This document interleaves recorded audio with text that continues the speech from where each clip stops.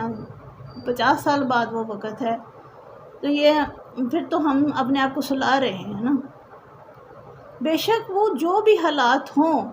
ہم اپنی تیاری مکمل رکھیں، ہم کسی نیند میں نہ رہیں۔ جیسے ایران ہیں، جب انہیں پتہ تھا کہ ان پہ جنگ مسلط ہوگی، انہوں نے کتابوں میں پڑھا تھا، اگر آج ایران نے نہ اپنے آپ کو پریپیئر کیا ہوتا اور ان میں ہر بندہ نہ لیڈر ہوتا، تو آج جیسے ان کی لیڈرشپ ختم ہو گئی تھی اور ان پہ اچانک دھوکے سے حملہ کیا گیا تھا، دھوکہ دے کے کیا نا، ادھر سے مشاورت ادھر سے حملہ، تو اگر آج وہ نہ پریپیئر ہوتے تو یقیناً وہ سارے ختم ہو جاتے اور یہ اپنے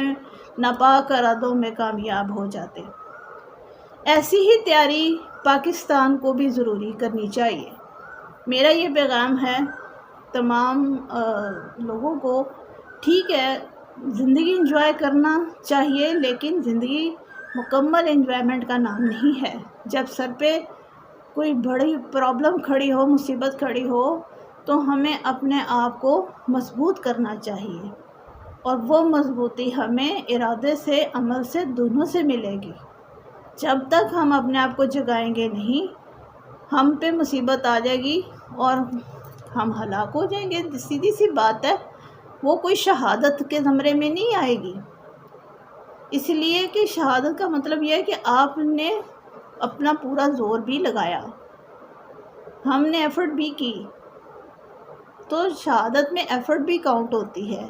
جو کوئی شاید نہیں جانتا۔ ٹھیک ہے بے گناہ مسلمان جن کو پتہ نہ ہو، اچانک ان پہ حملہ ہو جائے، وہ علیحدہ چیز ہے، لیکن جب آپ کو بتایا جا رہی ہے ایک بات اور وہ آنے والی ہے، پھر بھی آپ اپنے حفاظت نہ کریں، تو پھر فرشتے وہی سوال کریں گے، وہی والا واقعہ کہ ایک شخص پہ جب اس کو کہا گیا کہ جی یہاں پہ جو ہے نا وہ طوفان آنے والا ہے، تم یہاں سے چلے جاؤ،